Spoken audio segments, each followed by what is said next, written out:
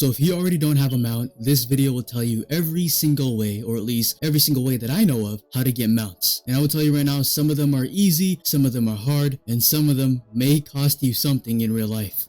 But you know something that won't cost you anything? That's going down to the description, hitting that like, subscribe, and notification bell. It's all free. It'll help me out a ton. If you've enjoyed some of these guides and the future guides that I will be doing, you know, why not hit that subscribe? It won't hurt. And as always, it is your choice. You can always unsubscribe. But before we do that, I need to equip my armor because I'm out here butt naked with these fiends. I might die. But yeah, the first way is to go into your menu and then heading down to the store. Yes, this is one of the ways that will cost you something in real life, which is money or Robux. So as you can see, the starter ground mount or the horse, this is a really good mount that you should get early on if you really want to grind efficiently, because mounts early on, if you've seen my previous video on leveling, is really useful for gathering. Like, I'll showcase it to you guys right here, right now. Let me go ahead and quickly get this quest. Now, for me, I haven't really spent Robux on this game besides like extra quest, but I got lucky on getting this pig mount. My boy Bobby, he is chill as hell. All you really want to do is collect all these little fiends right here, or all the mobs that you're trying to grind, get off your mount, pop your abilities,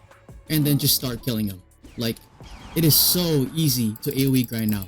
Like before, when I didn't have a mount, I was just killing them one by one. But now that I have a mount, I realized that AoE grinding is actually the best way to farm. It like multiplies your grinding by like twofold. It is insane why mounts are important. So I guess for you guys, just because I am already here, should I spend money on these 3 mounts right here? There's a chance for you guys, a 1% chance for each chest for you guys to actually get a mount. Should I do it? Should I get one of each chest? You know what? Why not? Let's just do it right now. I'm gonna do one of each chest opening, so maybe I could get a mount. Let's hope to God I'm lucky, because yeah, these cost 50 Robux each, almost $1. Let's open it. Can we get the 1% mount?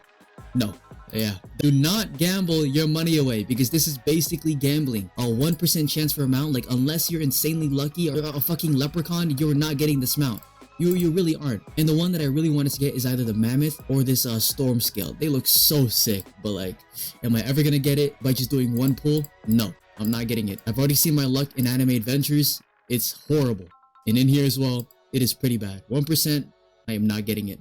Alright, so that is the first way of getting the mount. The second way of getting the mount is still in the menu, which is in the seasonal pass. So in the seasonal pass, you actually have a guaranteed chance to get mounts if you have the premium. Yes, the premium, $1,500. This is basically what, $15. So if you want to spend it, I'd say it's kind of worth it if you want to play the game long run, just because later on there are tons of other mounts like the pterodactyl, which you could fly around with. This is an air type mount. There's also the mammoth. There's also a bunch of armors that are really OP late game. So like, I guess it could be worth its buck, but if you don't want to spend money, this method might not be for you.